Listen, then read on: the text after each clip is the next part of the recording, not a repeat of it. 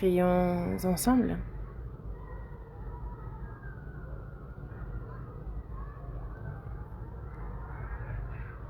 Dieu notre Père, toi qui es saint, gracieux et miséricordieux,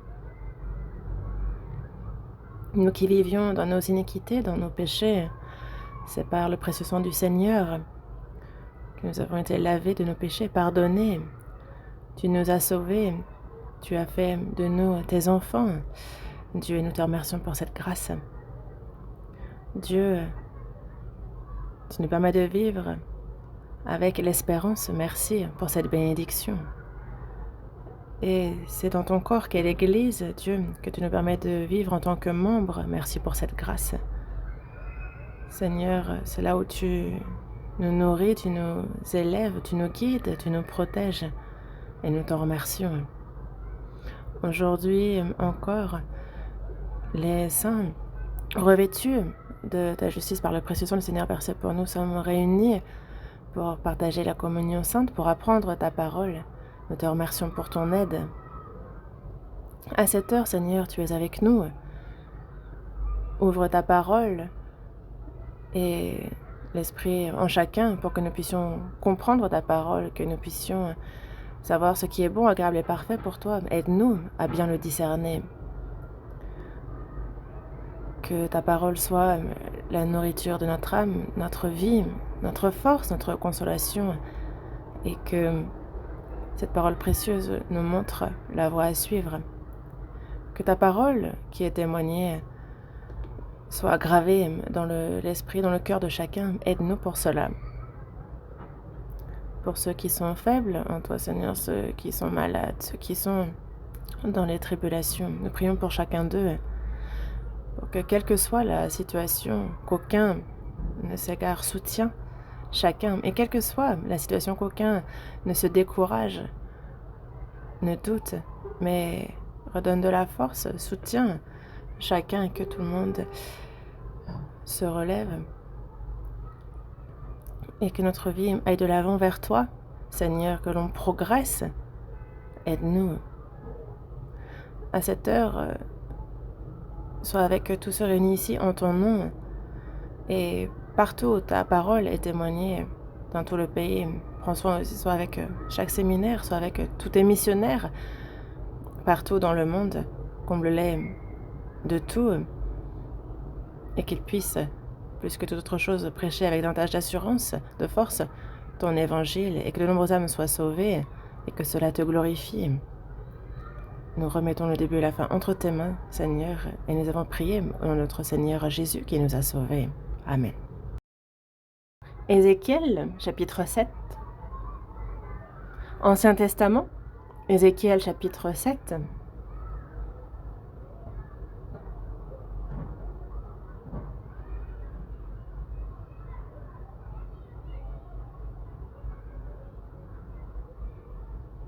Ézéchiel, chapitre 7, du verset 1 au verset 13, c'est certes un peu long, mais je vais lire. La parole de l'Éternel me fut adressée en ces mots. Et toi, fils de l'homme, ainsi parle le Seigneur, l'Éternel, sur le pays d'Israël. Voici la fin vient sur les 4 extrémités du pays. Maintenant, la fin vient sur toi. J'enverrai ma colère contre toi. Je te jugerai selon tes voies. Je te chargerai de toutes tes abominations. Mon œil sera pour toi sans pitié, et je n'aurai point de miséricorde, mais je te chargerai de tes voies, et tes abominations seront au milieu de toi, et vous saurez que je suis l'Éternel. Ainsi parle le Seigneur, l'Éternel.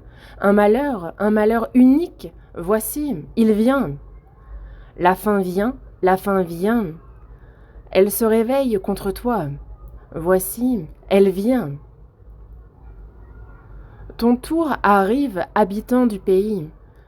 Le temps vient, le jour approche, jour de trouble, et plus de cris de joie dans les montagnes. Maintenant, je vais bientôt répandre ma fureur sur toi, assouvir sur toi ma colère.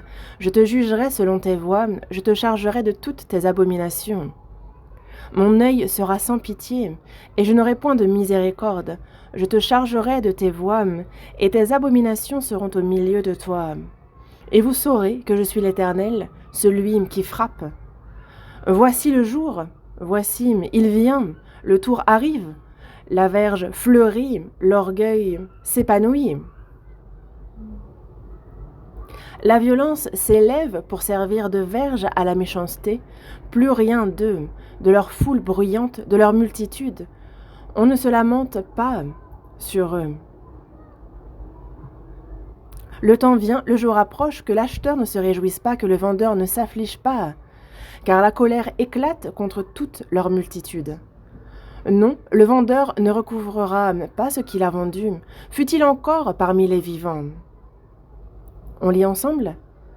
Car la prophétie contre toute leur multitude ne sera pas révoquée, et à cause de son iniquité, nul ne conservera sa vie.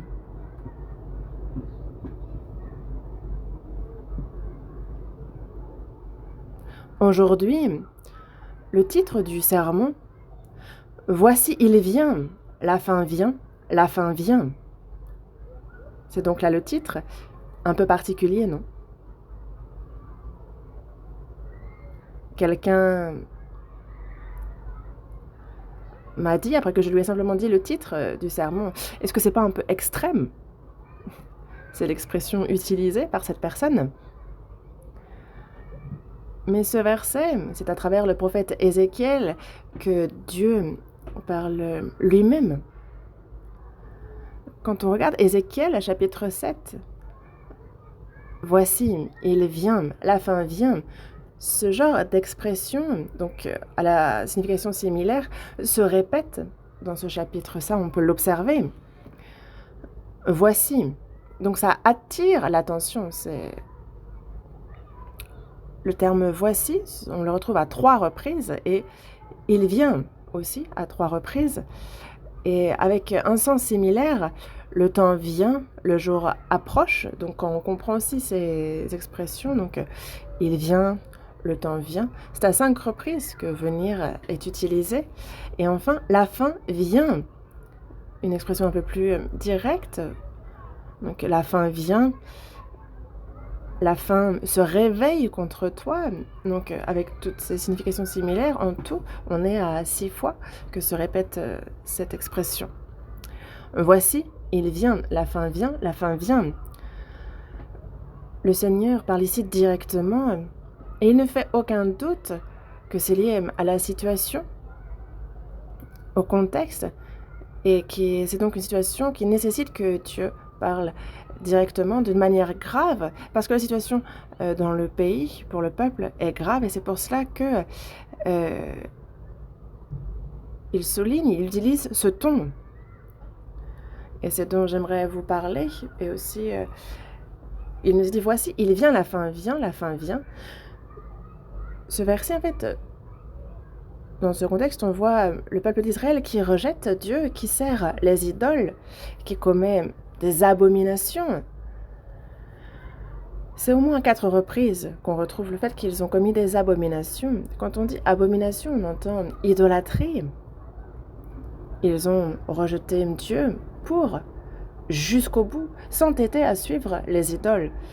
Et c'est la colère, la fureur de Dieu qui va juger le peuple d'Israël. Ils vont donc tomber sous son jugement, comme il nous le dit dans ce passage. Et comme ce passage nous le dit, que ce soit à titre personnel, que ce soit à l'échelle d'une nation, la personne qui s'affermit, qui se fortifie en faisant le mal, ne peut tenir. Nul ne peut tenir. Et ça, c'est une évidence. C'est clairement dit ici. C'est pour cela que nous,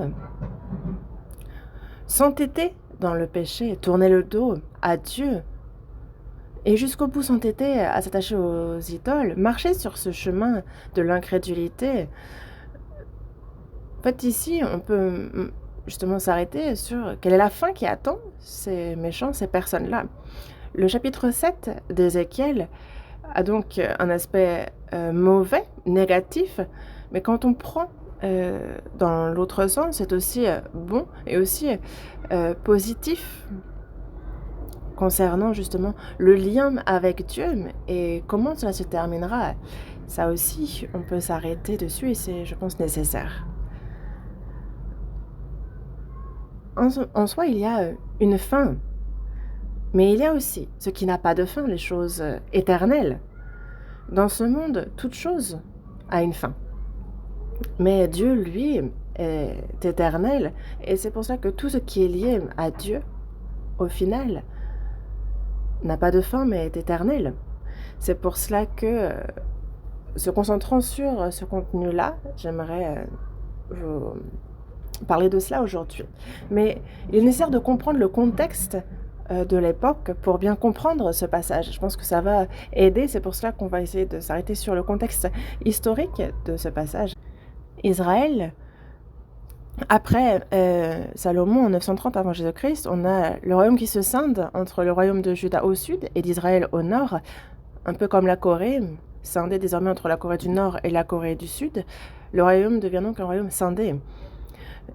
Mais Israël au nord s'entête dans l'idolâtrie, et c'est en 722 avant Jésus-Christ que par la Syrie, au final, ce royaume prend fin, connaît le malheur, la perdition, et donc le jugement de Dieu tombe et c'est la fin. Et pour le royaume de Juda au sud, il s'entête jusqu'au bout dans l'idolâtrie, et au final, c'est par Babylone que ce royaume prend fin. Babylone, lorsqu'il détruit le royaume de Juda, c'est à 3 reprises qu'il envahit Israël. Et quand on voit cela, lors de la première invasion, en 606 avant Jésus-Christ, donc on a Babylone qui envahit Israël, et c'est à ce moment-là le roi Joachim, 18e, qui règne. Dans Jérémie, on voit que le roi Joachim a coupé au canif la parole de Dieu et jeté dans le feu du brasier. Et donc Dieu utilise Babylone pour juger le roi Joachim et pour qu'une partie des nobles du royaume soit envoyée captifs à Babylone. Et donc 9 ans après, en 597 avant Jésus-Christ, il y a donc la deuxième invasion. Alors c'est le 19e roi, le roi Joachim, qui règne à l'époque. Et donc il y a le roi Joachim qui règne. Et il y a une deuxième partie du peuple qui est fait captif. Et c'est alors que le prophète Ézéchiel est fait lui-même captif à cette période. Et c'est pour ça que le prophète Ézéchiel s'adresse justement aux captifs d'Israël qui sont à Babylone. Et la troisième invasion a lieu 11 ans après la seconde invasion, donc en 586 avant Jésus-Christ. Babylone envahit de nouveau le pays. Alors, on a le roi Sédécias, qui est le 20e roi du royaume. Le roi Sédécias voit ses fils mourir sous ses yeux. Et le roi se voit utiliser ses propres yeux. Et il est fait captif à Babylone, où il mourra. Mais le plus grand des problèmes était que ce temple qui était construit par Dieu à travers Salomon a été complètement détruit lors de la troisième invasion. C'est en 606 qu'ils perdent leur souveraineté, c'est 20 ans plus tard, en 586, que le temple est complètement détruit. Et tous les outils pour servir Dieu qui étaient dans le temple sont tous déplacés à Babylone lors de la troisième invasion. Et donc, au final, c'est le malheur, le jugement, la perdition, c'est la fin pour Israël. Mais lorsque le prophète Ézéchiel était en activité et qu'il parlait ici, c'est 5-6 ans avant la fin, lors de la troisième invasion. Et donc, marquez la page à Ézéchiel et nous allons voir le chapitre 1 d'Ézéchiel toujours. Ézéchiel chapitre 1, du verset 1 au verset 3.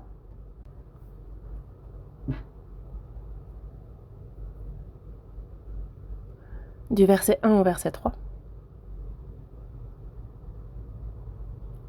Lisons ensemble.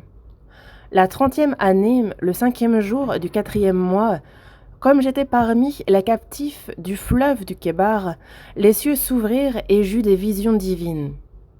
Le 5e jour du mois, c'était la 5e année de la captivité du roi Joachim. La parole de l'Éternel fut adressée à Ézéchiel, fils de Buzim, le sacrificateur, dans le pays des Chaldéens, près du fleuve du Kébar, et c'est là que la main de l'Éternel fut sur lui. Ici, on a la 30e année, le 5e jour du 4e mois. Ici, cela parle de l'âge d'Ézéchiel. Ézéchiel, lorsqu'il eut 30 ans, c'est alors qu'en particulier Dieu l'appela à être prophète et qu'il l'a chargé de sa mission. Le lieu sont donc qui était parmi les captifs du fleuve du Kébar. Il a déjà été fait captif, emmené à Babylone, et on voit le lieu où il est, donc sur les bords du fleuve du Kébar. Donc Ézéchiel était avec les captifs. Dans le verset 2, on voit la période. Le 5e jour du mois, c'était la 5e année de la captivité du roi Joachim. Donc on l'a vu précédemment. C'est en 597 avant Jésus-Christ qu'il a la seconde invasion de Babylone et que Joachim, le roi, est lui-même fait captif avec d'autres de son peuple. Et donc c'est 5 ans après, donc on est en 592 environ avant Jésus-Christ, donc dans l'histoire. Pour nous, tout cela est déjà passé. C'est du passé. Mais en 593 avant Jésus-Christ, donc la 3e invasion, jusqu'à ce que le temple soit complètement détruit et qu'il ne reste que de pauvres agriculteurs, avant cette fin des fins, que tous soient faits captifs à Babylone. Donc on est 5-6 ans à peu près. Il ne reste que 5-6 ans avant que la fin réelle du royaume d'Israël arrive, et donc c'est là que Dieu donne sa parole à Israël. C'est donc une telle situation, et quand on connaît cette situation, on peut se demander pourquoi est-ce que Dieu parle de manière si grave, et on comprend déjà mieux, n'est-ce pas, je pense. Voici, il vient, la fin vient, la fin vient. C'est une intonation, un ton fort avec lequel Dieu parle ici. Quel que soit le peuple, quelle que soit la nation, on ne peut s'affermir par la méchanceté. La méchanceté ne peut rendre ferme qui que ce soit. Quand on s'entête dans l'incrédulité, dans le péché, dans l'idolâtrie contre Dieu, alors quelle sera la fin pour une telle personne? Dieu nous le montre très clairement. Dieu veut justement qu'on s'arrête sur quelle est la fin d'une telle personne. C'est pour cela qu'il dit « Voici, il vient, la fin vient, la fin vient ». C'est pour cela que son message a un ton grave comme ici. Voyons dans Ézéchiel chapitre 7, verset 13. Dieu a clairement dit, Ézéchiel chapitre 7, verset 13. Chapitre 7, verset 13. Je lis de nouveau ce verset. Non, le vendeur ne recouvrera pas ce qu'il a vendu. Fut-il encore parmi les vivants? Car la prophétie contre toute leur multitude ne sera pas révoquée, et à cause de son iniquité, nul ne conservera sa vie. Dieu parle ici de la prophétie, donc de sa révélation, de ce qu'il montre en particulier, et il dit fortement ici que, à cause de son iniquité, en étant méchant, nul ne conservera sa vie. Que ce soit à titre individuel, que ce soit à l'échelle d'un pays, en étant têtu dans la méchanceté, nul ne pourra conserver sa vie, tenir ainsi. Et c'est une vérité qui est générale dans toute la Bible. Et c'est quelque chose qu'il nous dit clairement. Quand on s'entête dans le péché, dans la méchanceté, alors forcément, la fin sera le malheur. Dieu nous le dit clairement. Et dans la Bible, ce genre d'expression, on les retrouve à maintes reprises. On va chercher seulement 2 passages. Proverbes chapitre 12. Proverbes chapitre 12. Proverbes chapitre 12, verset 13. Ah, verset 3. Verset 3. chapitre 12, verset 3. Lisons ensemble. L'homme ne s'affermit pas par la méchanceté, mais la racine des justes ne sera point ébranlée. L'homme ne s'affermit pas par la méchanceté. Ici, c'est un fait évident. Se fortifier par la méchanceté, s'établir par la méchanceté, ça peut paraître tenir, et ça peut momentanément, mais quand on regarde l'histoire sur le long terme, finalement, cela n'arrive pas. Et c'est ce que Dieu fait connaître aux hommes et qu'il souhaite qu'on s'arrête dessus. Il le pointe du doigt. Mais la racine des justes ne sera point ébranlée. Et donc pour les justes, déjà pour devenir juste, avant toute chose, il faut connaître combien nous sommes de misérables pécheurs, se repentir et croire. C'est pour ça qu'il faut recevoir le salut pour pouvoir être qualifié de juste. Et donc sauver une personne qui est juste ainsi, où doit-elle s'enraciner? Il ne fait aucun doute que c'est en Dieu qu'il faut s'enraciner. Lui qui est justement le roc qui est immuable, lui est inflexible, même si on le secoue, donc on ne sera point ébranlé. On se repent, on croit et on s'enracine en Dieu. Et c'est pour cela que la racine des justes ne sera point ébranlée. Dieu, parce qu'il est inflexible, c'est pour cela que la personne enracinée en lui ne sera point ébranlée. Dans Proverbes, chapitre 10, chapitre 25, juste avant, il est dit que « Comme passe le tourbillon, ainsi disparaît le méchant, mais le juste a des fondements éternels. » On a le tourbillon. Aux États-Unis, par exemple, on a des tornades aussi. On a des typhons. Et cette fois-ci, à Guam, ça faisait 20 ans qu'ils n'avaient pas connu un typhon comme celui qu'ils ont connu. Et c'est pour cela qu'on a à peu près 3000 touristes coréens qui ont été bloqués pendant plusieurs jours à ne pouvoir quitter le territoire et ça a causé beaucoup de troubles. Mais ce typhon était accompagné de bourrasques pouvant aller jusqu'à 225 km/h. Les maisons construites avec tout le bâtiment en ciment ont tenu, mais il est dit que se sont envolées toutes les maisons en bois. Et c'est pour cela que momentanément ça semble tenir, mais une bourrasque passe, la tourbillon passe et ça s'envole, ça disparaît. De la même manière, le méchant, il peut sembler être affermi par sa méchanceté, mais s'il y a un tourbillon, et alors il est réduit en cendres. Le juste, lui, a des fondements éternels. Dieu est éternel. Et puisque notre fondement est en Dieu, alors le juste aussi n'est point ébranlé. Et c'est pour ça que, ici, un des messages clairs de Dieu est que le méchant ne peut conserver sa vie, s'affermir par la méchanceté. De même, l'homme, en tournant le dos à Dieu, l'incrédule ne peut se tenir affermi. Ésaïe chapitre 7. Ésaïe chapitre 7.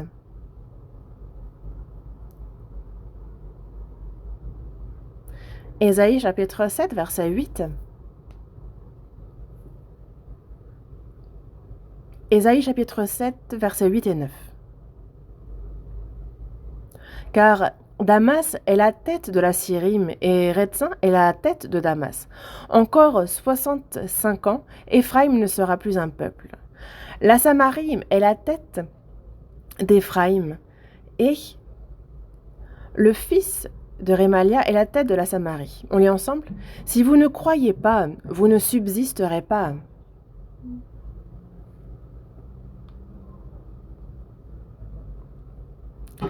Ce passage qu'on voit dans le chapitre 7, verset 1, que c'est du temps du roi Achaz que cette parole de Dieu est donnée. Le roi Achaz est le 12e roi du royaume de Juda au sud. Et à ce moment-là, il y a la Syrie et le royaume d'Israël du nord qui s'unissent pour envahir le royaume de Juda au sud. À ce moment-là, la capitale de la Syrie était Damas et celui qui règne sur la capitale, c'était le roi Rétzin. Et c'est pour cela qu'on le voit écrit dans le chapitre 8. Et la capitale du royaume d'Israël au nord était la Samarie. Et celui qui régnait, le roi qui régnait sur Samarie, c'était le fils de Rémalia. Et c'est pour cela que on le voit ici écrit. à la tête. Donc on a ces deux pays qui s'unissent pour envahir le royaume de Juda au sud. Mais le roi, il est dit au roi Achaz dans le verset 7, « Ainsi parle le Seigneur l'Éternel, cela n'arrivera pas, cela n'aura pas lieu. » Donc ces deux pays s'allient pour envahir le royaume de Juda au sud, pour le détruire complètement, pour tuer le roi et pour établir un autre roi. Essayons de gouverner indirectement. Peut-être que c'était le dessein, le plan de ces deux pays. Mais ce plan n'arrivera pas, cela n'aura pas lieu. Et Dieu, s'ils se sont certes alliés pour envahir ce pays, Dieu a été jusqu'à ébranler les racines de ce pays. Il avait bien dit que, je te le promets, crois en moi, cela n'arrivera pas. Et c'est ce qu'il demande au roi Achaz, de croire que cela n'arrivera pas. Si vous ne croyez pas, vous ne subsisterez pas.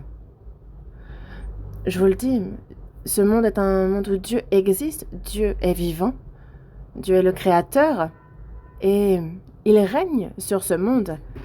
Tourner le dos à Dieu, avoir de l'incrédulité vis-à-vis de Dieu, se fortifier, s'affermir, penser pouvoir le faire devant Dieu, alors c'est quelqu'un qui s'illusionne grandement. Si vous ne croyez pas, vous ne subsisterez pas. Il n'y a personne qui puisse s'affermir par la méchanceté, et il n'y a personne qui, par l'incrédulité, puisse se tenir affermi non plus. Personne à cause de son iniquité, nul ne peut conserver sa vie. Et dans Ézéchiel chapitre 7, on le voit aussi. À cause de son iniquité, nul, aucun méchant ne conservera sa vie. Voici, il vient, la fin vient, la fin vient. Pourquoi dire il vient et insister sur la fin qui vient? Et si on réfléchit du point de vue du peuple d'Israël, déjà, à l'époque où donc, Ézéchiel prophétise, déjà 130 ans auparavant, il y a l'Israël au nord qui s'entête dans l'idolâtrie et qui, justement, ils ont vu Israël tomber face à l'Assyrie et connaître la fin de ce royaume. Et le royaume de Juda, déjà, à 2 reprises, a été envahi. Ils ont déjà vu leur peuple être fait captif à 2 reprises. Le prophète Ézéchiel a été fait captif comme une partie du peuple envoyé en Babylone. Ils sont sur les bords du fleuve. Et dans 5-6 ans, même le temple sera complètement détruit. Et donc ce royaume connaîtra sa fin. Et malgré cela, le peuple d'Israël est calme. Alors qu'il y a la perdition, la destruction, les malheurs qui sont annoncés par Dieu pour ce peuple, eux,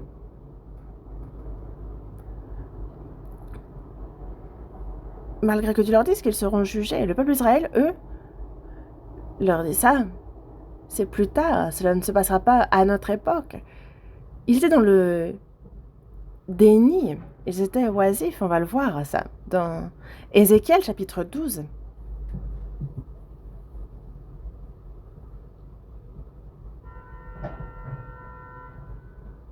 Ézéchiel chapitre 12, du verset 26 au verset 28, du verset 26 au verset 28, nous allons également lire ensemble.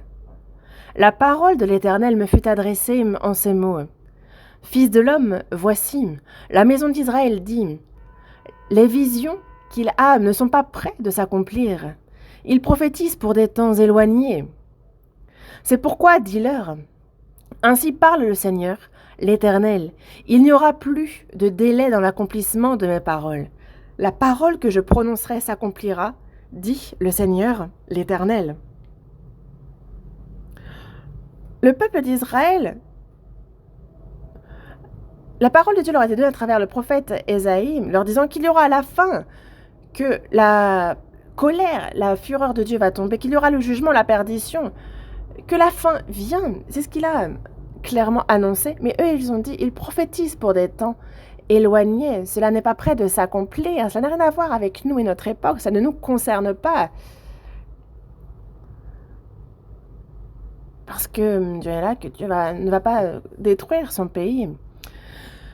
Et que doit faire Dieu alors dans une telle situation? C'est pour cela qu'il dit, voici, il vient, la fin vient, la fin vient. La fin vient, la fin vient. Donc au final, ils connaîtront la destruction. Il utilise des termes extrêmes. Il ne peut qu'avoir un ton grave lorsqu'il parle. Et nous, frères et sœurs, et nous,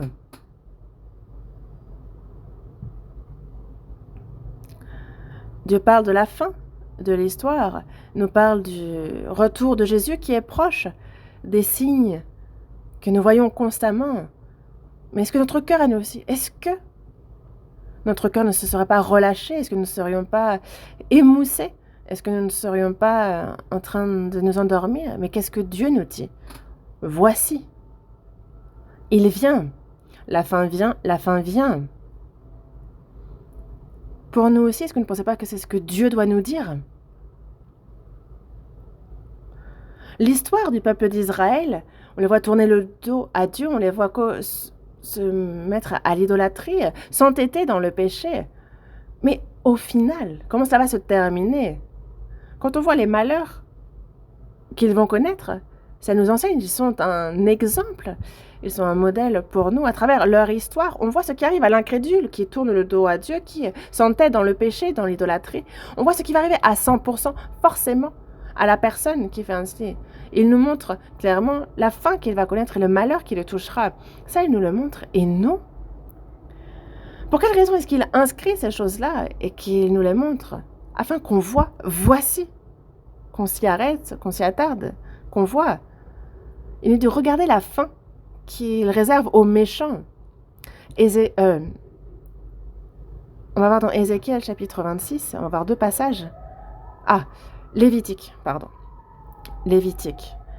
chapitre 26. Moi-même, des fois, je ne sais plus où j'ai la tête. Lévitique chapitre 26.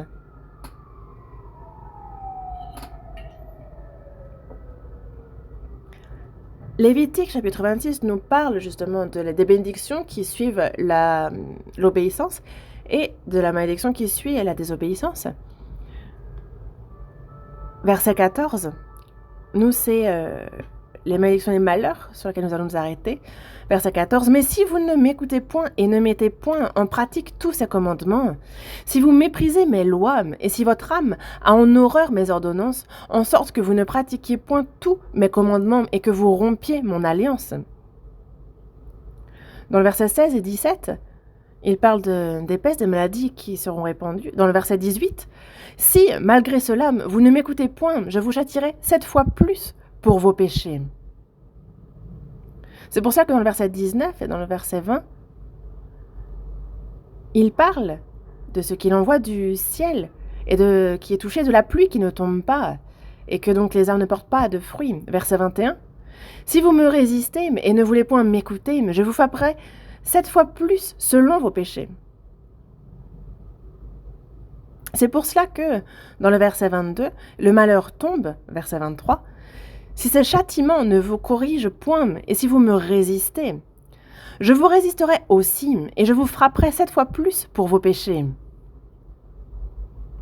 C'est pour cela que dans le verset 25 et 26, il y a la guerre qui tombe, et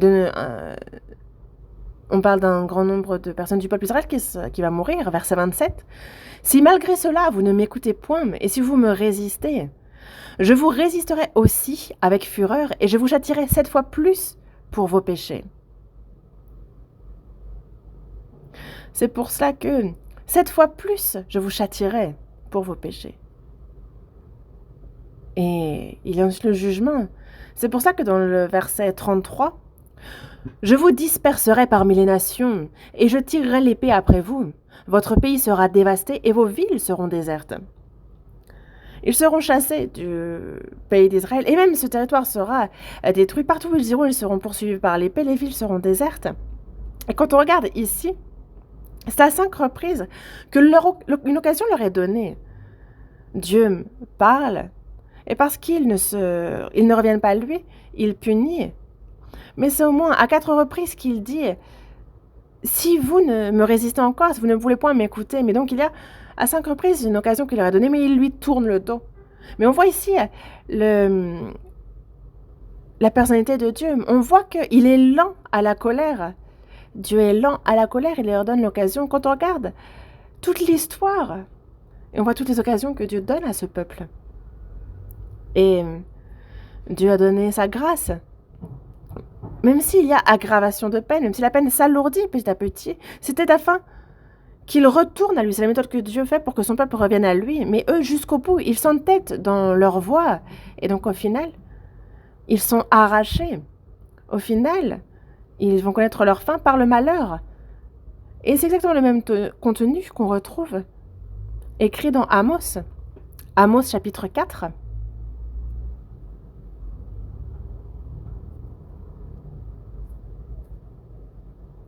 Amos chapitre 4.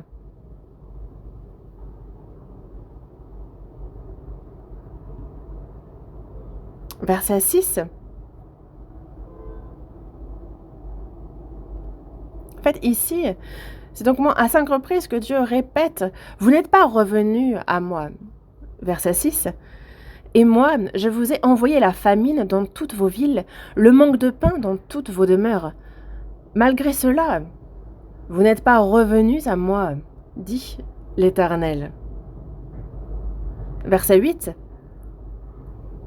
« 2, 3 villes sont allées vers une autre pour boire de l'eau.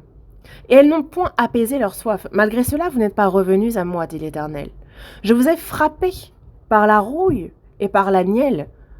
Vos nombreux jardins, vos vignes, vos figuiers et vos oliviers ont été dévorés par les sauterelles. Malgré cela, vous n'êtes pas revenus à moi, dit l'Éternel. J'ai envoyé parmi vous la peste, comme en Égypte. J'ai tué vos jeunes gens par l'épée et laissé prendre vos chevaux. J'ai fait monter à vos narines l'infection de votre camp. Malgré cela, vous n'êtes pas revenus à moi, dit l'Éternel. Je vous ai bouleversés, comme Sodome et Gomorrhe, que Dieu détruisit. Et vous avez été comme un tison arraché de l'incendie. Malgré cela, vous n'êtes pas revenus à moi, dit l'Éternel. Lisons ensemble le verset 12. C'est pourquoi je te traiterai de la même manière, Israël. Et puisque je te traiterai de la même manière, prépare-toi à la rencontre de ton Dieu, ô Israël. Dieu, à plusieurs reprises, donne l'occasion. On l'a vu dans Lévitique chapitre 26, 5 fois. Ici aussi, c'est à 5 reprises que l'occasion leur est donnée de revenir. La première fois, Dieu a fait en sorte qu'il n'y ait pas à manger, mais ils ne sont pas revenus à lui. C'est pour ça qu'en deuxième, Dieu a fait en sorte que dans certaines villes du pays, il pleuve et que dans d'autres villes, il ne pleuve pas. C'est pour ça que il y avait la soif dans les villes où il ne pleuvait pas, ils ne pouvaient pas cultiver la terre, et c'est pour cela qu'ils allaient dans les villes où il pleuvait pour recevoir de l'eau et revenir dans leur ville. Mais ce n'est pas cela le but en soi. Ils ne sont pas revenus à l'Éternel. C'est pour ça que Dieu a fait en sorte qu'il y a eu la peste, la nielle, la rouille. Ils ne sont pourtant pas revenus. Et c'est pour cela que Dieu a envoyé, justement, il a tué les jeunes par l'épée. Ce sont les jeunes qui vont à la guerre, n'est-ce pas? Donc c'est la guerre qui arrive. Ils les ont jugés, mais ils ne sont pas revenus. Et enfin, dans le verset 11, vous avez été comme un tison arraché de l'incendie, et pourtant ils ne sont quand même pas revenus. Ici, c'est la parole de Dieu qui s'adresse au royaume d'Israël au nord. Et quand on regarde la toute fin de ce royaume, il y a plusieurs rois qui vont vraiment faire que le pays est instable dans leur manière de gouverner. Et donc tout le royaume d'Israël au nord était dans l'instabilité. Mais qu'a fait Dieu? Il a donné plusieurs occasions. Il est lent à la colère. Mais ce n'est pas pour autant qu'il supporte à l'infini. Et justement, cette meule, il l'a fait rouler doucement.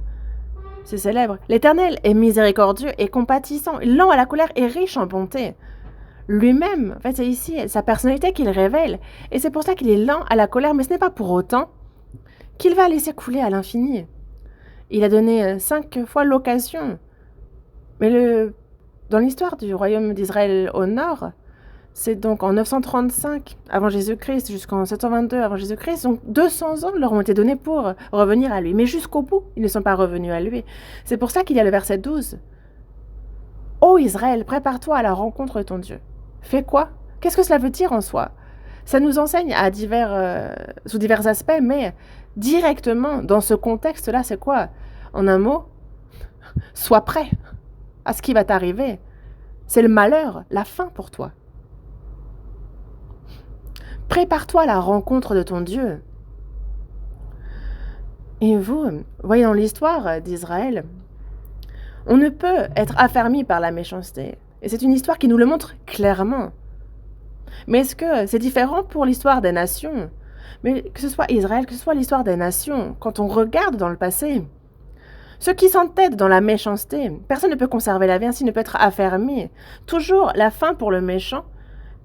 L'histoire nous montre que cela finit mal pour eux. Dans Amos, chapitres 1 et 2, quand on regarde ces deux chapitres, il y a donc Israël au nord, Juda au sud, c'est donc un royaume scindé, et il y a une nation autour. Et on parle en même temps dans ces chapitres de la fin de 8 autres nations, en plus d'Israël au nord et de Juda au sud.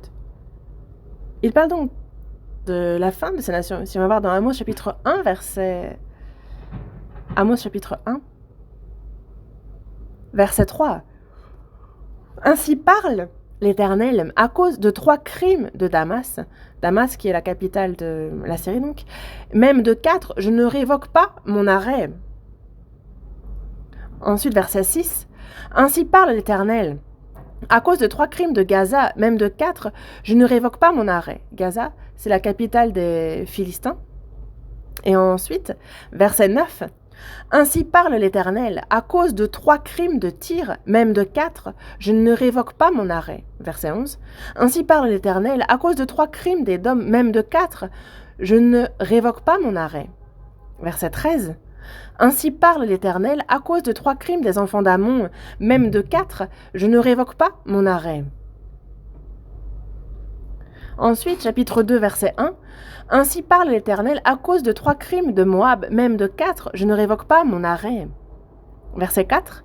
Ainsi parle l'Éternel, à cause de 3 crimes de Juda, même de 4, je ne révoque pas mon arrêt. Ensuite, verset 6.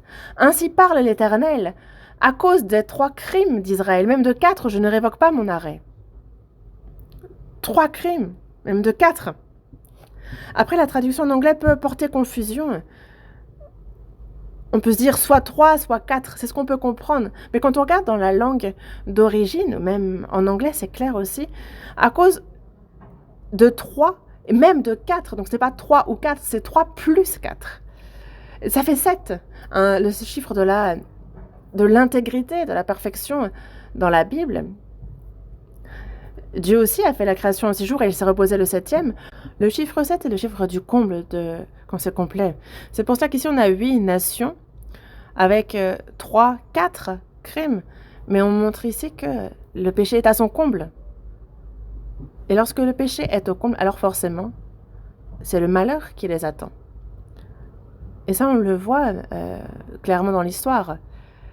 Mais à quel point c'était grave? Quel était leur état? Voyons dans Amos 1,13. Voyons voir à quel point le crime était grave à l'époque. Verset 13. On a lu le début tout à l'heure, on va lire la fin. Parce qu'ils ont fendu le ventre des femmes enceintes de Galaad afin d'agrandir leur territoire. On a en général de la peine, on a pitié des femmes enceintes. Mais ici, ils ont fendu le ventre des femmes enceintes de Galaad. Donc ils étaient sans merci dans les crimes. Ils n'avaient pas une once d'amour. Et dans le chapitre 2, on passe au chapitre 2, verset 6, au milieu. Parce qu'ils ont vendu le juste pour de l'argent et le pauvre pour une paire de souliers. Et vous, en fait, pour une paire de souliers, est-ce que vous iriez vendre quelqu'un? En fait, ils ont échangé une paire de souliers pour une vie. Et on voit que la valeur d'une vie est tombée à terre. Désormais, c'est comme notre époque, ce n'est plus l'homme qui est au cœur de la vie, mais ce qui compte désormais, c'est les objets, c'est l'argent, et non plus les hommes. Et c'est un monde vraiment impudique. Verset 7. Ils aspirent à voir la poussière de la terre sur la tête des misérables, et ils violent le droit des malheureux. Le fils et le père vont vers la même fille afin de profaner mon saint nom. Ici, il y a le fils et le père. Le fils et le père. Donc le fils et le père vont vers la même fille, vers la même jeune fille. Mais est-ce que ça fait sens? Mais réellement, à l'époque, il y avait ce crime commis en Israël. Et donc, le crime était à son comble. Et c'est pour ça qu'au final, Dieu a décidé de mettre fin, de faire tomber le malheur. Et à l'époque de Noé aussi, le monde était rempli de péchés. À l'époque de Sodome et Gomorrhe aussi. Alors qu'Israël était en Égypte pendant 430 ans dans la servitude, Dieu les en a fait sortir, ils ont passé 40 ans dans le désert, ils sont entrés en terre de Canaan. Et les 7 tribus qui y vivaient ont été punies, châtiées. Mais pourquoi n'a-t-il pas eu d'autre choix que de les punir ainsi? On le voit dans Genèse chapitre 15.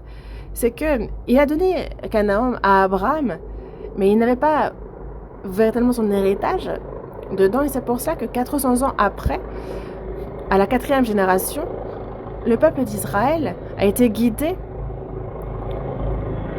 en Canaan et les tribus qui ont été punies, jugées. Et cela avait été annoncé à Abraham. Pourquoi? Parce que l'iniquité des Amoréens n'est pas encore à son comble. C'est que justement l'iniquité de cette tribu n'était pas encore à son comble. Donc Dieu a été patient. Il a attendu 400 ans. Et c'est long, n'est-ce pas? Il a patienté longtemps. Mais en terre de Canaan, le malheur qui a touché les 7 tribus, en fait, eux, leur iniquité est arrivée à son comble. Et donc, il leur a fait connaître le malheur. Ça a été la fin pour eux. C'est parce que moralement, sexuellement, en fait, ils étaient vraiment déréglés. On le voit dans Lévitique, chapitre 18, verset 23, parce qu'ils couchaient avec des bêtes. Et donc, c'est la zoophilie, des actes, des rapports sexuels avec les animaux. Inimaginable. Ça ne doit pas être.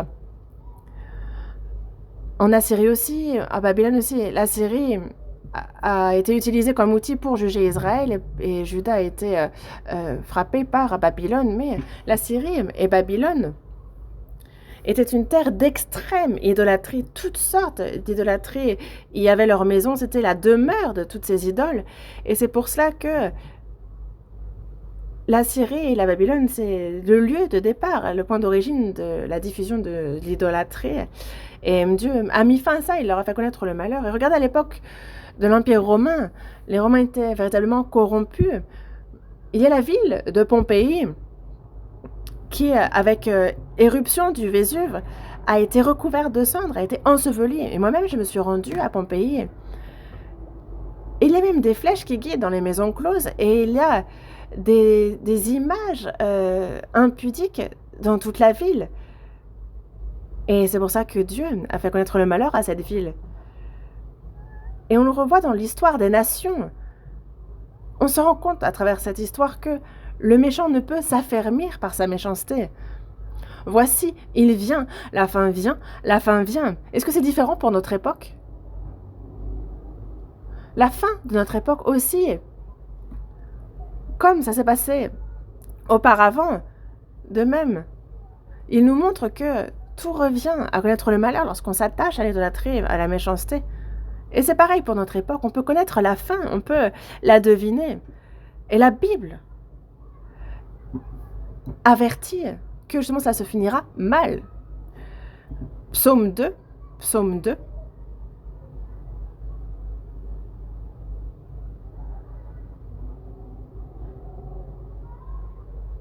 Psaume 2.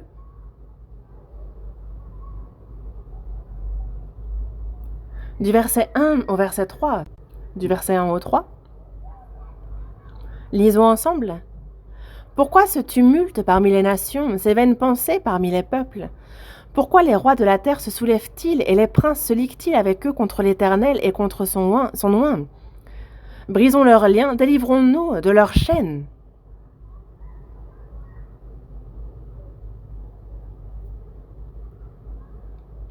Pourquoi ce tumulte parmi les nations? Donc il y a un petit astérix, ce qui est équivalent au trouble. C'est parce que les nations sont dans le trouble. Regardez, la Corée, c'est complètement le trouble partout. On ne sait plus ce qui est bon de ce qui ne l'est plus. Dans le monde aussi, c'est le cas. C'est le trouble partout. Et il y a de vaines pensées parmi les peuples, des pensées vaines. Pourquoi les rois de la terre se soulèvent-ils et les princes se liguent-ils avec eux contre l'Éternel et contre son oint? Ils se soulèvent contre l'oint de l'Éternel, contre Jésus-Christ. Et le monde s'unit contre Dieu et marche dans un chemin qui tourne le dos à Jésus-Christ, à Dieu. C'est le cas, n'est-ce pas?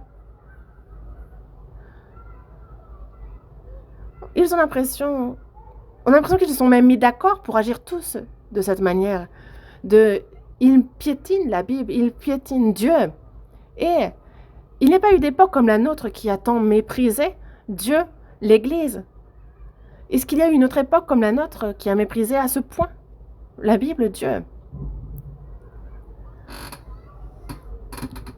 Brisons leurs liens, délivrons-nous de leurs chaînes. Et ce monde a l'air d'avoir décidé de marcher sur un chemin qui tourne le dos à Dieu. Brisons leurs liens, délivrons-nous de leurs chaînes. De tous ces principes, de tout cet ordre établi par Dieu. C'est de cela dont ils veulent se délivrer, ils veulent briser ces liens. Et il y a beaucoup de choses dans ce sens. Et si je prends un exemple, c'est comme l'homme et la femme. Il n'y a que deux sexes. Dans la Genèse, chapitre 1, verset 27, c'est bien dit, Dieu créa l'homme à son image, il le créa à l'image de Dieu, il créa l'homme et la femme. Il a créé l'homme et la femme. Il y a donc deux sexes, l'homme et la femme. Seulement deux. Mais regardez notre époque. En Europe, c'est au cœur, mais surtout aux États-Unis, au Canada, dans divers pays. Désormais, ils disent qu'il faut reconnaître un troisième sexe. Qu'est-ce que ce troisième sexe? Non pas homme ou femme, donc à la naissance, mais la liberté et le droit, selon eux, de pouvoir choisir. Est-ce que ça, c'est la liberté? Non, c'est du dévergondage. Il y a le principe, la règle établie par Dieu, et c'est ce qu'il cherche à briser. Et qu'est-ce qu'il cherche à promouvoir? Lorsqu'il y a naissance, il faut déclarer l'enfant. Il décide de laisser un blanc, une case vide, pour ne pas avoir à dire c'est un homme ou une femme, pour que l'enfant lui-même puisse choisir, au temps venu, le sexe qu'il veut porter. Et c'est pour ça qu'on laisse cette case vide. Est-ce que c'est ça le droit? Est-ce que c'est ça la liberté? Je m'excuse, mais ils sont faux. Et pas seulement faux, mais complètement faux. Là, on n'a pas d'autre mot. Ils sont faux. Brisons leurs liens, délivrons-nous de leurs chaînes. Et une famille, c'est un homme et une femme qui se connaissent et qu'ils forment une famille. Ça, c'est l'ordre et le principe. Mais désormais, c'est deux femmes, deux hommes qui forment une famille. C'est pour ça que dans Romains chapitre 1, dans le verset 26 et 27, il est dit, ils ont changé l'usage naturel en celui qui est contre nature. L'usage naturel, c'est le principe, l'ordre fixé par Dieu. Et eux, ils font des choses contre nature. C'est pour cela que les hommes se sont enflammés dans leurs désirs les uns pour les autres. On parle d'homosexualité ici. Et en Corée aussi, c'est en 2017 qu'on a aboli une loi qui punit l'adultère. Et donc, toute relation hors mariage, désormais, n'est plus punissable par la loi. Et vous, regardez ceux qui tiennent la loi, qui les font dans ce monde. Les rois de la terre se soulèvent, les princes se liguent avec eux contre l'Éternel et contre son oint. Brisons leurs liens, délivrons-nous de leurs chaînes. C'est ce qui est écrit, n'est-ce pas? Les leaders dans ce monde sont sur le front contre Dieu. C'est exactement notre époque. Et que va faire Dieu? Du verset 4 au 6, on lit ensemble. Celui qui siège dans les cieux rit, le Seigneur se moque d'eux. Puis il leur parle dans sa colère, il les épouvante dans sa fureur. C'est moi qui ai oint mon roi sur Sion, ma montagne sainte. Celui qui siège dans les cieux rit. De quel genre de rire rit-il? Après, il est dit, il se moque d'eux. En fait, il rit, mais pas vraiment pour rire. Il se moque d'eux. Est-ce que leurs desseins vont s'accomplir? Non, cela va finir forcément par le malheur. Ça va se terminer ainsi. Puis il leur parle dans sa colère, il les éprouve dans sa fureur. C'est moi qui ai oint mon roi sur Sion, ma montagne sainte. L'Église, quand elle sera complète, alors le Seigneur va revenir dans les airs et l'Église sera enlevée. Et alors, le Seigneur, à la fin de cette année de tribulation, il va revenir sur terre. Et alors, il va venir à Sion, à Jérusalem, et il se tiendra sur le mont des Oliviers. Et ce monde, alors, connaîtra le jugement final. Voici, il vient, la fin vient, la fin vient. Et nous qui sommes sauvés, c'est d'en haut que nous verrons la fin de ce monde. C'est pour ça que dans Apocalypse chapitre 16, verset 2, on nous décrit bien la fin de ce monde. Il y a justement des anges qui, avec les 7 coupes de la colère de Dieu, qui viennent. Le premier ange est allé, il versa sa coupe sur la terre, et alors c'est un ulcère malin et douloureux qui frappa les hommes. Un ulcère malin. On connaît les pestes, on connaît les épidémies, mais ce sera encore bien pire, une peste particulière, difficile à guérir. Et donc ce sera une vraie peste. Ensuite, on a le second qui versa sa coupe dans la mer, et elle devint du sang, comme celui d'un mort, et tous les êtres vivants moururent, tout ce qui était dans la mer. Le troisième versa sa coupe dans les fleuves et dans les sources d'eau, et ils devinrent du sang. Donc les fleuves et les sources d'eau, les sources, on parle donc des sources souterraines. Et donc ceux qui vivront les 3 années et demie de la fin de cette année de tribulation, en fait, l'homme ne peut vivre sans boire de l'eau, mais c'est désormais du sang qu'ils boiront à cette époque.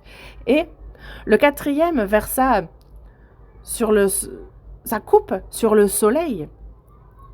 Le soleil. Et il lui fut donné de brûler les hommes par le feu. Et les hommes furent brûlés par une grande chaleur. Le cinquième donc versa sa coupe sur le trône de la bête, et son royaume fut couvert de ténèbres. Lorsqu'ils ont quitté l'Égypte aussi, c'est durant 3 jours qu'il y eut la plaie d'obscurité des ténèbres. Et de même, il y aura l'obscurité. Et le 6e, c'est qu'il y a 3 esprits impurs, semblables à des grenouilles, donc des rois qui vont venir. Et au final, tout le monde va se rassembler à Armageddon. Et il y aura la 3e guerre mondiale, non pas une guerre avec un vainqueur et un perdant, mais une guerre qui met fin à tout. Et la 7e coupe, la dernière, justement, donc il y eut des éclairs, des voix, des tonnerres et un grand tremblement de terre tel qu'il n'y avait jamais eu depuis que l'homme est sur la terre. Donc un grand tremblement, il y a les villes qui sont divisées en 3 parties, les villes des nations qui tombent. Toutes les îles s'enfuirent, les montagnes ne furent pas retrouvées. Et il y a une grosse grêle dont les grêlons pesaient 1 talent. 1 talent, c'est 60 kilos. Imaginez des grêlons de 60 kilos. Mais ensuite, il a dit quoi? C'en est fait. C'en est fait. Donc désormais, le malheur apporte la fin pour les méchants qui s'entêtaient dans la méchanceté. Ceux qui étaient contre Dieu, à tous ceux qui étaient contre Dieu finalement, ils connaîtront leur fin par le malheur. La Bible en parle clairement. Et nous ne l'avons pas encore vu, mais nous le verrons à l'avenir. Dans la seconde épître de Pierre, chapitre 3, verset 10, il est dit « Le jour du Seigneur viendra comme un voleur. En ce jour, les cieux passeront avec fracas, les éléments embrasés se dissoudront, et la terre, avec les œuvres qu'elle renferme, sera consumée. » Les éléments embrasés se dissoudront. Les éléments, on entend par là les éléments chimiques, les éléments d'origine. Et à l'époque où on l'a rédigé, ils n'ont pas bien compris, parce que les éléments chimiques, ils ne connaissaient pas. Et la terre, avec les œuvres qu'elle renfermera, sera consumée.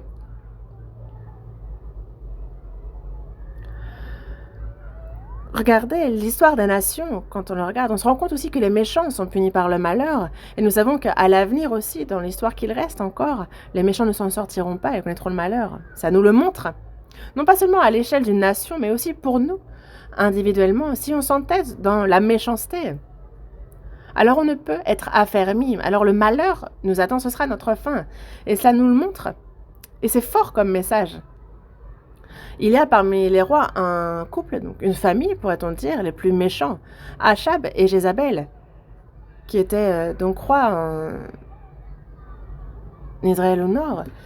Et Jézabel, fille d'Ethbal, qui était roi des Sidoniens, donc les deux se marient. Mais la fille donc d'Ethbal, le roi des Sidoniens, Jézabel, pourquoi être venue se marier en Israël? afin de propager l'idolâtrie, Baal et Astarté. Et donc tous ceux qui servaient Astarté et Baal avaient des privilèges, que ceux qui ne le servaient pas, eux, étaient au contraire tués. Et donc on voit en Israël cette idolâtrie qui se répand largement. Et Achab, il y avait cette vigne de Naboth qui lui a fait envie. Il est roi pourtant. Il devait avoir une multitude de choses géniales, mais lui, en fait, il a envié ce terrain de Naboth. Il n'a pas pu lui prendre. Et c'est pour ça que sa femme a agi, qu'elle a fait lever de faux témoignages, lui faisant dire qu'il a calomnié. Et donc, finalement, il a été tué. Ils ont pu prendre sa vigne. Et donc, ce couple vicieux, quelle a été leur fin? Et la Bible nous montre clairement que c'est le malheur qui les a attendus. Dans 1 Roi, chapitre 22, on le voit. Il y a une guerre contre la Syrie, mais Dieu avait déjà averti Achab que s'il y allait, il y mourrait. Il a dû avoir peur de mourir, et c'est pour ça qu'il s'est dévêtu des habits du roi, et il s'est déguisé comme un simple soldat. Il a participé au combat ainsi. Mais il y a un soldat syrien qui a tiré une flèche de son arc, mais au hasard. Il n'a pas du tout visé le roi Achab. Non. Il a tiré, même dans le sens contraire, il a tiré au hasard, juste pour que ça atteigne quelqu'un et qu'un adversaire meure au hasard. Mais elle a atteint le roi d'Israël et la jointure entre les pièces de la cuirasse. La jointure. Parce que si ça avait atteint la cuirasse, il ne serait pas mort, c'est là pour protéger. Mais la flèche a atteint la jointure entre les pièces de la cuirasse, donc ces pièces qui lient les différentes parties de la cuirasse. Et dans 1 Roi chapitre 22, il est dit au hasard. Mais est-ce que c'est le hasard ou est-ce que c'est la fatalité? Non, c'est une fatalité déguisée en hasard. Dieu avait résolu de le tuer. C'est pour ça qu'il est mort. Et donc, le roi étant mort, ils ont voulu le ramener en Samarie ou l'enterrer. Et donc, ils ont lavé le char à l'étang de la ville, mais les chiens ont lapé le sang d'Achab. Et ils ont lavé à l'étang, mais cet étang, ce sont les prostituées qui s'y lavèrent. Donc, on voit la fin misérable qu'a connue Achab. Il était roi d'une nation, d'un peuple. Mais c'est donc avec les prostituées qu'il termine sa vie. Et c'est comme ça que Dieu l'a traité. Et sa femme, Jézabel, elle, comment est-elle morte? Elle, justement, c'est une pierre qui lui est tombée dessus de hauteur. Elle est morte. Et plus tard, ils ont voulu l'enterrer et chercher son corps. Mais il y avait son crâne, il y avait seulement ses pieds. C'est tout ce qui restait. Le reste avait été dévoré par les chiens.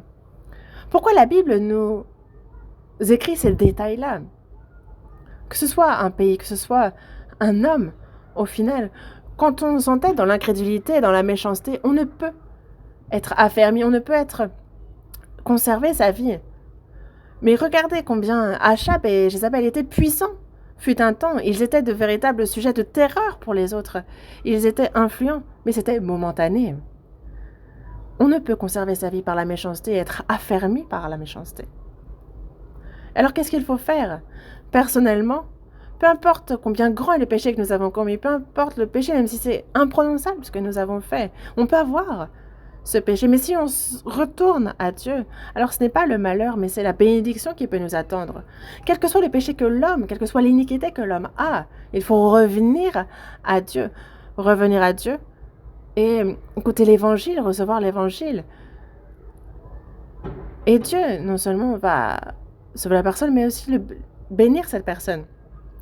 Dieu est miséricordieux, il est riche en bonté, il est lent à la colère, il est grand. Et il aime l'homme qui a été fait à son image, qui a son âme. Dans Matthieu chapitre 18, verset 14, il le dit bien. De même, ce n'est pas la volonté de votre Père qui est dans les cieux qu'il se perde un seul de ses petits. Ce verset est vrai. C'est pour ça que dans Jean chapitre 4, il y a donc la Samaritaine qui vit avec son 6e mari. Et dans Jean chapitre 4, on voit que Jésus va la voir volontairement. Et Jésus dit à la Samaritaine, je le suis. Je suis ce Messie que vous attendez. C'est moi qui parle. Et il la bénit. Et dans Jean chapitre 8, Désormais, c'est une femme prise sur le fait en plein délit d'adultère. Mais Jésus lui dit, je ne te condamne pas non plus, va et ne pêche plus. Je ne te condamne pas non plus, veut dire que les péchés commis par cette femme, c'est moi qui vais m'en charger et je vais en payer le prix sur la croix. C'est ce qu'il entend par là. Et c'est pour ça qu'il dit, va et ne pêche plus. Cette femme, pensez-vous qu'elle ait encore péché? Cette femme aussi a été pardonnée. Dans Luc chapitre 23 aussi, qu'il y a ces bandits qui étaient à ses côtés, il y en a un qui s'est repenti et qui véritablement est allé au ciel. Lui n'avait rien fait. Lui n'avait commis que des crimes. C'est pour ça qu'il était sur la croix. Mais c'est à la toute fin, sur la croix, qu'il s'est repenti. Et il a dit, Seigneur, quand tu entreras dans ton règne, souviens-toi de moi. Il a vraiment cru à Dieu, mais il a connu ses péchés. Il a cru à Jésus, le Sauveur. Et c'est parce qu'il a cru qu'il a fait cette requête. Et Jésus lui dit, je te le dis en vérité, aujourd'hui tu seras avec moi dans le paradis. Et c'est vrai que les hommes, quand ils voient ce bandit, peuvent se dire que ça s'est mal fini pour lui. Mais Dieu, lui, de son point de vue, c'est la bénédiction qui a mis fin à la... C'est ainsi que se conclut la vie de ce bandit. Et on le voit, le roi le plus méchant du royaume de Juda, c'est le roi Manassé. En fait, il a fait que l'idolâtrie se propage dans tout le royaume, au point que ça en devienne ingérable. Et donc Israël a connu la perdition. Mais Manassé, lui, donc il a fait que la perdition a touché Israël par l'idolâtrie qu'il a fait se répandre partout. Mais Manassé, lui, s'est repenti et Dieu l'a reçu. C'est assez ironique d'ailleurs, mais c'est un fait. John Newton, dans sa jeunesse, justement, il s'en prenait à ceux qui croyaient en Dieu quand il était jeune. Il essayait toujours de faire en sorte que ça se passe mal pour eux. Et il a même fait que ceux qui disaient croire en Dieu ne croient plus en lui. Mais lui-même, après, a reçu le salut. Et lui qui avait transformé les croyants en incrédules, il est allé les voir pour remettre en ordre les choses. Mais les autres ne sont pas revenus à Dieu. Mais Dieu a accepté, non pas ceux qui... finalement quitter la foi, mais Newton qui est retourné à lui malgré ce qu'il avait fait auparavant. On va voir dans 2 Rois chapitre 23. C'est à cause de Manassé qu'Israël a connu la perdition à cause de l'idolâtrie qu'il a répandue dans tout le pays. 2 Rois chapitre 23, verset 25. Avant Josias, il n'y eut point de roi qui, comme lui, revint à l'Éternel de tout son cœur, de toute son âme et de toute sa force, selon toute la loi de Moïse, et après lui, il n'en a point paru de semblable. Après Manassé, c'est le roi Josias qui règne. Verset 26, toutefois, l'Éternel ne se désista point de l'ardeur de sa grande colère dont il était enflammé contre Juda, à cause de tout ce qu'avait fait Manassé pour l'hériter. Et l'Éternel dit, j'ôterai aussi Juda de devant ma face, comme j'ai ôté Israël, et je rejetterai cette ville de Jérusalem que j'ai choisie, et la maison de laquelle j'avais dit, là sera mon nom. Dans le verset 26, il parle justement de tout ce qu'avait fait Manassé pour l'hériter. C'est donc Juda du Sud qui connaît la perdition à cause de tout ce qu'a fait Manassé pour hériter l'Éternel. Et après Manassé, il y a donc le roi Josias. On l'a vu auparavant que Josias, lui, s'est efforcé justement de faire en sorte qu'il n'y ait plus d'idolâtrie et de rétablir le pays. Mais l'idolâtrie propagée par Manassé n'a pas pu être changée. Et donc au final, à cause de ce que Manassé a fait, Dieu a détruit le royaume de Juda. Et il en reparle après. Mais ce qui est surprenant, c'est que Manassé, lui, personnellement, il est revenu à Dieu. Voyons dans 2 Chroniques. 2 Chroniques, chapitre 33.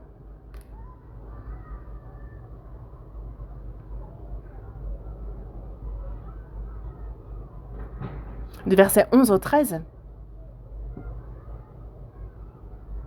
2 Chroniques, chapitre 33, verset 11. Chapitre 33, à partir du verset 11. Alors l'Éternel fit venir contre eux les chefs de l'armée du roi d'Assyrie, qui saisirent Manassé et le mirent dans les fers. Ils le lièrent avec des chaînes d'airain et le menèrent à Babylone. Lorsqu'il fut dans la détresse, il implora l'Éternel, son Dieu, et il s'humilia profondément devant le Dieu de ses pères. Il lui adressa ses prières et l'Éternel, se laissant fléchir, exauça ses supplications et le ramena à Jérusalem dans son royaume.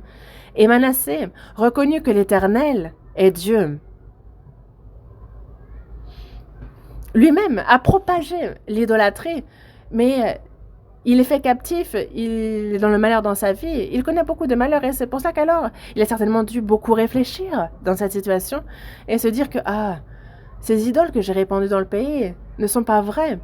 Mais celui qui s'est manifesté en Israël, c'est Dieu l'Éternel qui est vrai. Et ça, il le reconnaît. Et il a cherché à réparer ce qu'il avait un peu fait, à arrêter l'idolâtrie, à faire que le peuple revienne à Dieu, mais le peuple, lui, était déjà dans l'idolâtrie, il n'est pas revenu. Mais Manassé, lui, a prié, il s'est humilié profondément, et Dieu s'est laissé fléchir, il l'a écouté, on le voit dans le verset 18. Le reste des actions de Manassé, sa prière à son Dieu et les paroles des prophètes qui lui parlèrent au nom de l'Éternel, le Dieu d'Israël, cela est écrit dans les actes des rois d'Israël. Sa prière et la manière dont Dieu l'exauça, ses péchés et ses infidélités, les places où il bâtit des hauts lieux et dressa des idoles et des images taillées avant de s'être humilié, cela est écrit dans le livre de Hosaïe. Le péché commis est inscrit comme le fait qu'il soit revenu à Dieu. Que ce soit l'homme, que ce soit un pays, on ne peut se tenir par la méchanceté. Ça, c'est un fait irrévocable. Et donc, que faire dans notre vie? Il faut revenir, se repentir, croire, revenir au Seigneur. Alors, il n'y a plus de malheur. Non seulement il va nous aider, mais il va nous apporter la bénédiction. Et chacun d'entre nous, il nous faut réfléchir à la mort. Dans Deutéronome, chapitre 32, verset 29, il est dit que s'ils étaient sages, voici ce qu'ils comprendraient, et ils penseraient à ce qui leur arrivera. Réfléchir à la fin de sa vie. L'homme vraiment ne réfléchit pas à la fin. L'homme ne cherche pas à réfléchir à la fin de la vie, parce qu'il faut s'y préparer. Mais ils pensent que c'est encore loin, et ils ne pensent pas à faire le point sur leur vie. Dans Ecclésiaste, chapitre 7, verset 2, il dit qu'il vaut mieux aller dans une maison de deuil que d'aller dans une maison de festin. Et dans le verset 4, toujours chapitre 7, il est dit que le cœur des sages est dans la maison de deuil et le cœur des insensés dans la maison de joie. Donc quand on veut penser à sa fin, il faut beaucoup aller dans la maison de deuil. Il y a des frères et sœurs qui vont vers le Seigneur en premier, aller à leur enterrement. Et alors on en vient à réfléchir que nous aussi nous mourrons. Il y a ceux qui vivent longtemps, certes, et il y a ceux qui soudainement, par accident, meurent. Et ce n'est pas l'histoire d'autrui, nous pouvons aussi nous-mêmes très bien finir notre vie ainsi.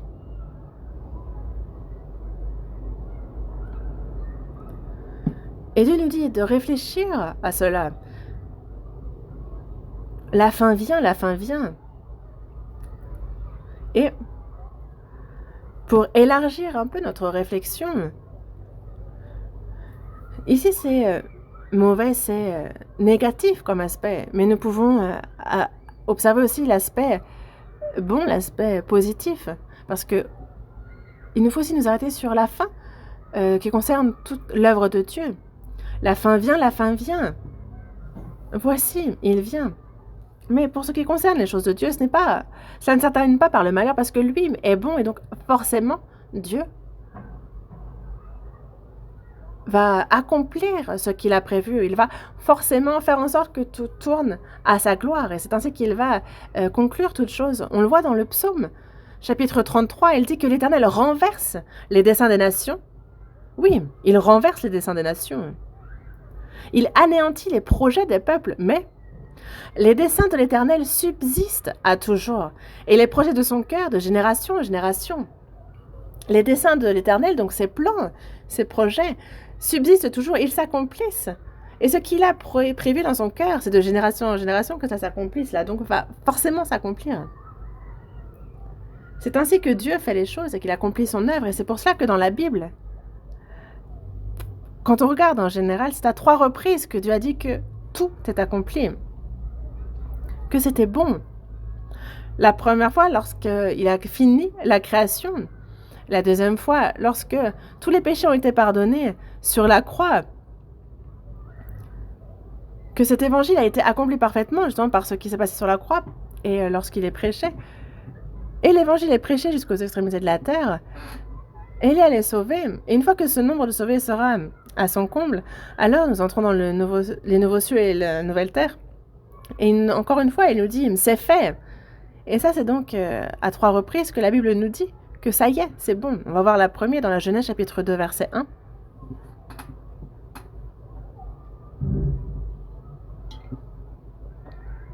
Genèse chapitre 2, verset 1. Je lis juste le début. Lisons ensemble. Ainsi furent achevés les cieux et la terre. Il a achevé les cieux et la terre. Jean chapitre 19. Jean chapitre 19, verset 30.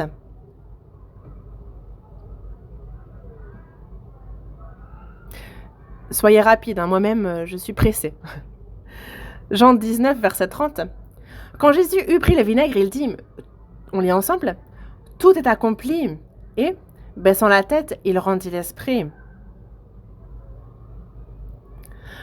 L'évangile est prêché dans le monde entier.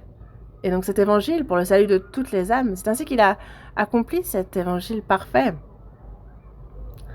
Concernant le jugement des péchés, c'est terminé pour Dieu. Tout est accompli. Voyons dans Apocalypse chapitre 21 aussi. Apocalypse chapitre 21.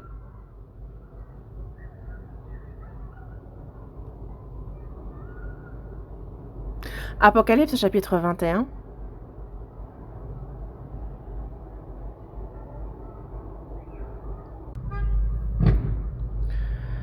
Du verset 1 au 4, il parle des nouveaux cieux et de la terre. Versets 5 et 6.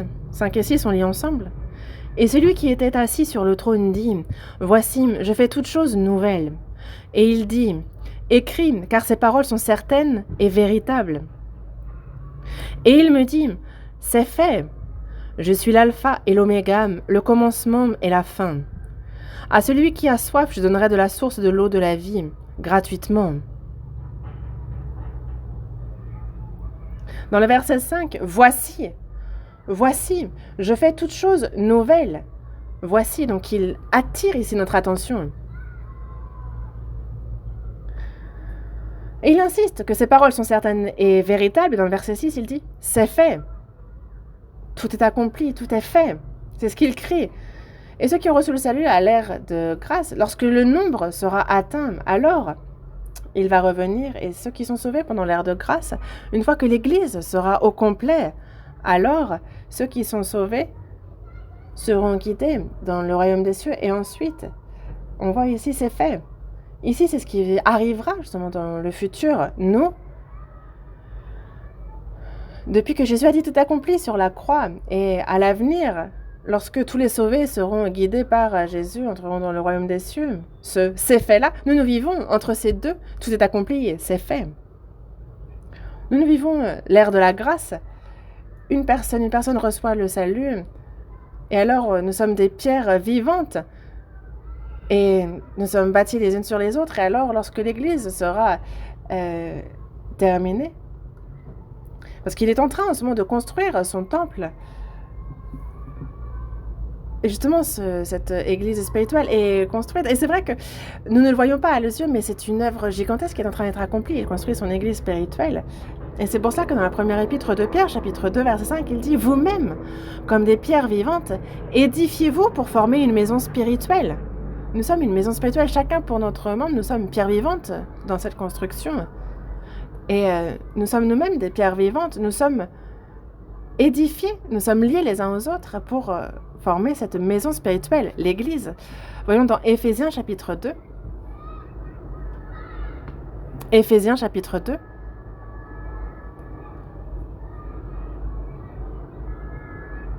Du verset 20 au verset 22, à partir du verset 20 jusqu'au verset 22.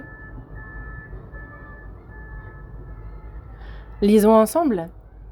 Vous avez été édifiés sur le fondement des apôtres et des prophètes, Jésus-Christ lui-même étant la pierre angulaire.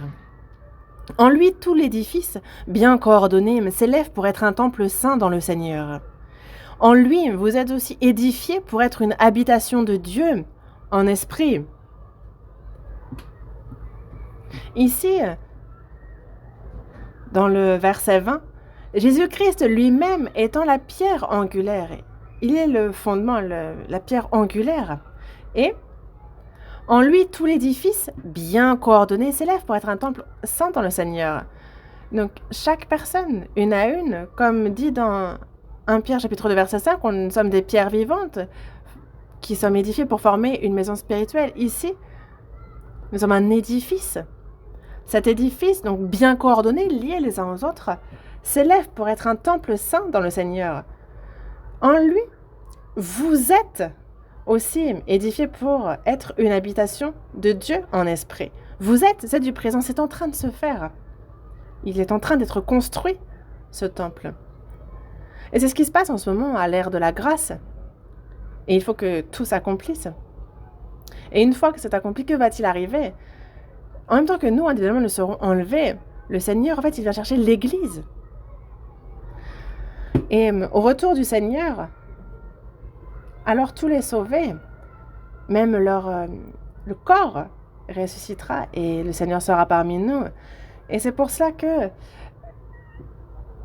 il y a le Saint-Esprit parmi nous. Et en même temps que, alors les mains nous seront enlevés individuellement, mais c'est aussi l'Église qui sera enlevée. Et le Saint-Esprit aussi sera enlevé, lui qui a permis que cet édifice soit formé.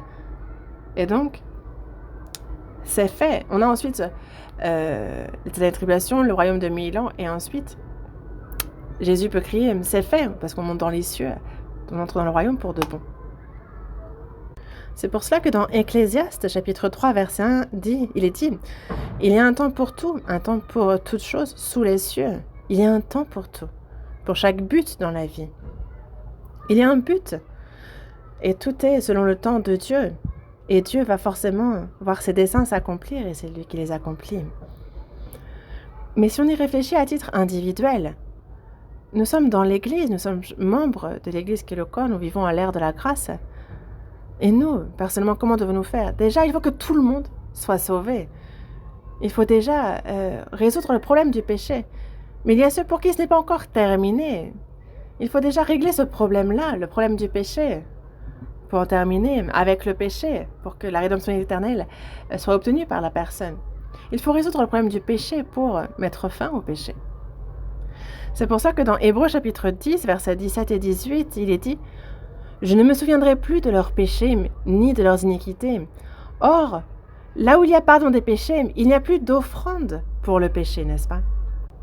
Avant tout, se repentir, véritablement croire, véritablement avec l'aide du Saint-Esprit, il faut croire, non pas vouloir croire seulement, mais aussi en venir à croire.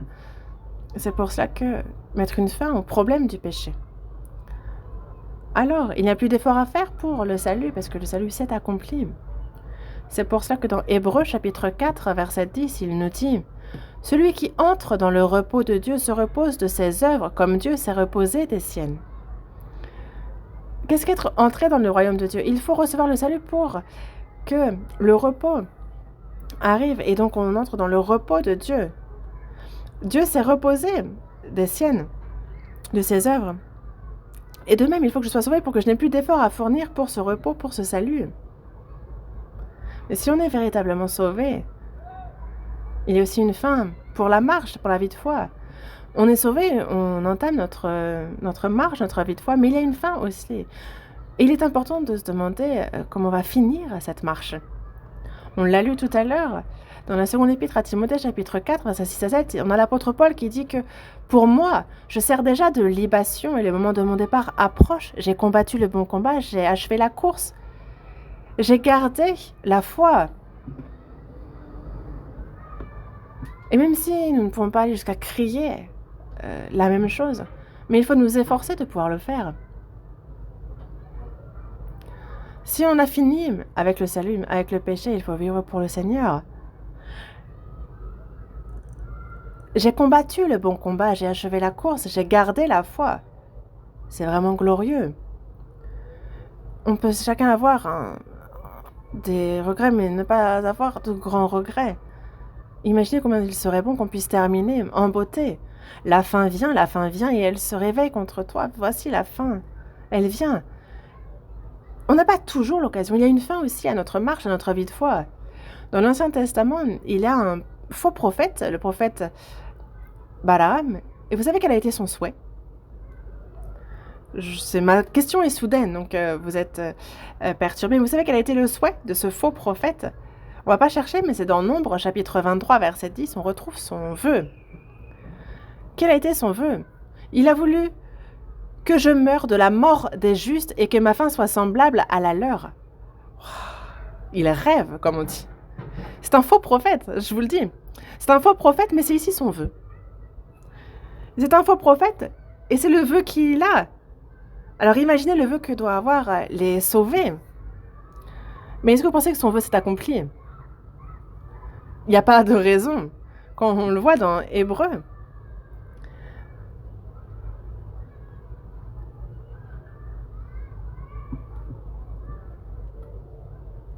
en fait, on a Balaam qui est mort, lui à qui on avait demandé de maudire le peuple d'Israël. Mais lui, finalement, en fait, il n'est pas mort comme un juste, comme il le voulait. Il a souhaité mourir de la mort des justes et que sa fin soit semblable à la leur, mais en réalité, il est mort en ennemi du peuple. Et Dieu l'a fait mourir comme ennemi du peuple. Mais c'était le vœu d'un faux prophète. Alors nous qui sommes sauvés, nous sommes sauvés, n'est-ce pas? Nous qui avons reçu la vie, quel doit être notre vœu alors? On a Jacob dans la Bible. Lui était rusé, malin, mais son nom a été changé pour Israël. Il avait certes une faiblesse. Il était imparfait en beaucoup de choses quand on lit, mais nous, on n'a pas fait mieux que lui. Si ce n'est pire d'ailleurs. Mais petit à petit, Dieu l'a corrigé, il l'a façonné. Et il a rencontré beaucoup de difficultés. Et à la fin, dans Hébreux, chapitre 11, verset 21, il est dit que, à la fin, il adora appuyé sur l'extrémité de son bâton. Qu'est-ce que cela veut dire? Lui, il était mourant. Parce qu'il avait 33 ans quand il était devant Pharaon, il a vécu longtemps. Mais tout d'un coup, il n'avait plus la force. Avec ses vieux jours, il n'a plus la force. Et donc, il adora appuyer sur l'extrémité de son bâton. Parce que sa chair, elle ne pouvait que s'appuyer sur un bâton.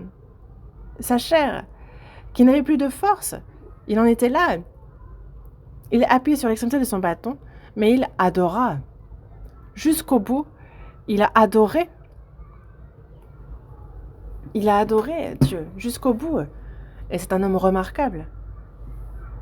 Nous ne pouvons avoir des faiblesses, nous manquons de beaucoup de choses, mais nous sommes imparfaits.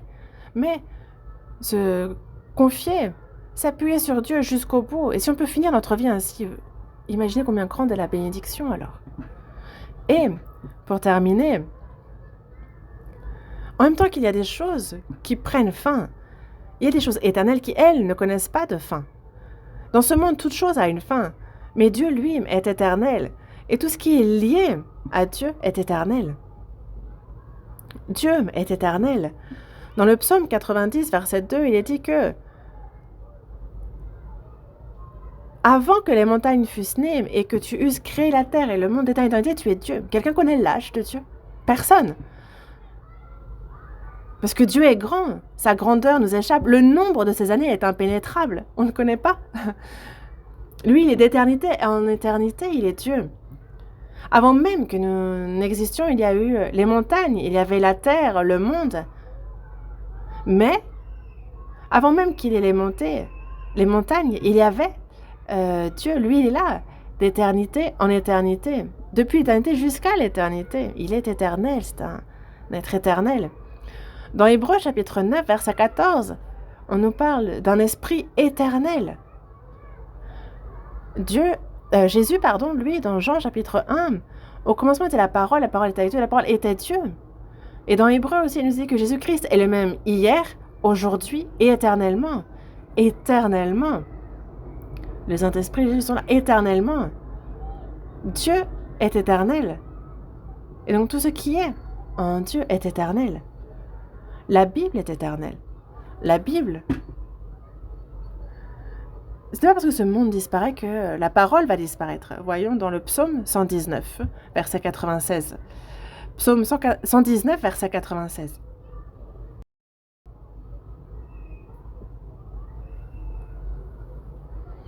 Psaume 119, verset 96. Verset 96, lisons ensemble. Je vois des bornes à tout ce qui est parfait. Tes commandements n'ont point de limite. Tes commandements n'ont point de limite. Ce monde, on a des bornes à tout ce qui est parfait. Mais ici, tes commandements n'ont point de limite, donc sont éternels. Dans la première épître de Pierre, chapitre 1, versets 24 à 25, il dit que toute chair est comme l'herbe, et toute sa gloire comme la fleur de l'herbe. L'herbe sèche, la fleur tombe, mais la parole du Seigneur demeure éternellement. Et cette parole est celle qui vous a été annoncée par l'Évangile. La parole est éternelle. Et dans cette parole, il y a l'Évangile qui est éternel. Et c'est pour ça que nous croyons en l'Évangile. Nous sommes liés au Seigneur et nous sommes donc des êtres éternels aussi. Ce que Dieu a préparé, ce royaume éternel qui est dans les cieux, ça aussi, c'est éternel, n'est-ce pas? Ça ne se peut ni corrompre, ni souiller, ni flétrir. Ceux qui sont sauvés sont devenus des êtres éternels. Dans ce monde, nous sommes inconnus. Personne ne nous connaît, mais une personne sauvée est quelqu'un qui sera connu éternellement, quelqu'un de véritablement célèbre. Mais dans ce monde, certains peut-être un peu célèbres, reconnus pour certaines choses, mais ces générations passent et ensuite les générations suivantes ne le connaissent plus. Et c'est pareil, une personne de génération ne sera pas reconnue par la génération suivante. Qui était célèbre il y a 100 ans? Il y a 200 ans, qui était au top? On ne sait pas. Mais une personne sauvée est un être vivant. Et une autre chose dont il faut se souvenir, c'est qu'une personne sauvée a aussi une gloire éternelle. Quand j'ai prié une fois pour le Seigneur, lorsque j'ai fait une fois le service pour le Seigneur, lorsque j'ai écouté, lorsque je me suis attachée à une parole et que j'ai obéi, ça, ce sont des choses qui sont liées avec l'éternité. Ça, c'est vraiment remarquable. Ce monde peut prendre fin, mais il y a des choses qui, elles, ne s'arrêteront pas. Dans Apocalypse chapitre 14, verset 13, il est dit « J'entendis du ciel une voix qui disait « Écris, heureux dès à présent les morts qui meurent dans le Seigneur, oui, dit l'Esprit, afin qu'ils se reposent de leurs travaux, car leurs œuvres les suivent. »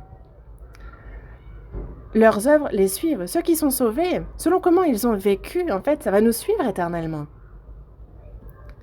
Plus on y réfléchit, plus c'est mystérieux. Pour les incrédules, la fin n'est pas la mort non plus, il y a l'enfer. Pour les incrédules aussi, il y a l'enfer. Et donc, le péché commis pour les incrédules seront éternels aussi, ce n'est pas. C'est pour ça que eux, ils souffreront éternellement. Et donc les péchés commis sont liés à la souffrance qu'ils connaîtront en enfer. Comme nous, en fait, comment nous vivons depuis notre salut, ce sera lié à notre gloire dans les cieux. De même, les péchés commis par les incrédules jusqu'au bout, ça les suivra en enfer et il y aura l'enfer éternel pour eux. C'est pour ça que devons-nous faire?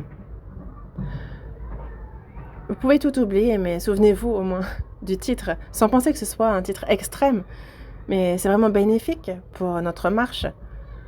Voici, il vient, la fin vient, la fin vient. Il y a ce sur quoi il faut nous arrêter, il y a ce qui vient. Et nous avons réfléchi à la fin sous divers angles. Nous allons prier.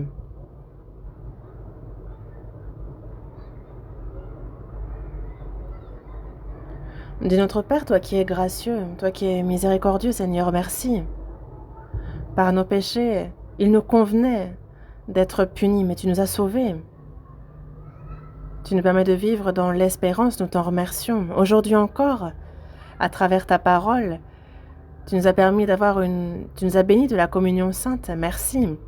Seigneur, nous sommes imparfaits. Soutiens-nous.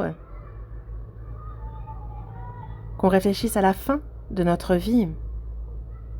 Qu'on réfléchisse aux choses éternelles et que pas à pas, en étant prudents, nous puissions vivre. Aide-nous pour cela. Que ta puissance, que ta parole, que ton amour remplis-nous en toutes choses, que nous puissions vivre en étant fidèles. Aide-nous pour que dans peu de temps, nous puissions être sans honte devant toi lorsque nous te rencontrerons. Permets-nous de réfléchir à ce que nous devons faire, que nous participions avec joie et que ce soit avec un même cœur que l'on puisse préparer la retraite d'été. Aide-nous pour cela. Nous avons prié au nom du Seigneur qui nous aime. Amen.